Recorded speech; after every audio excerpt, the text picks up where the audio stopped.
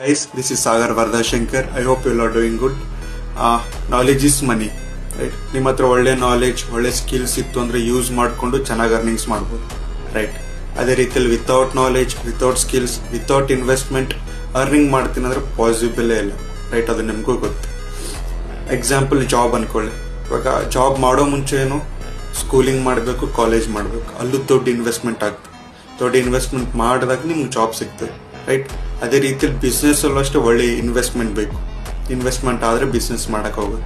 ನನ್ನ ಸಿಂಪಲ್ ಹೇಳೋ ಒಂದೇ ಮೋಟಿವ್ ಏನಂದರೆ, ನೀವು ಫ್ರೀ ಅನ್ನೋ ಮೈಂಡ್ ಸೆಟ್ಟಲ್ಲಿ ಇರೋಕ್ಕೆ ಹೋಗ್ಬೇಡಿ. ಅದನ್ನು ತಲೆಗಿಂದ ತೆಗೆದಾಗ ಸುಮ್ಮನೆ ಟೈಮ್ ವೇಸ್ಟ್ ಅದು.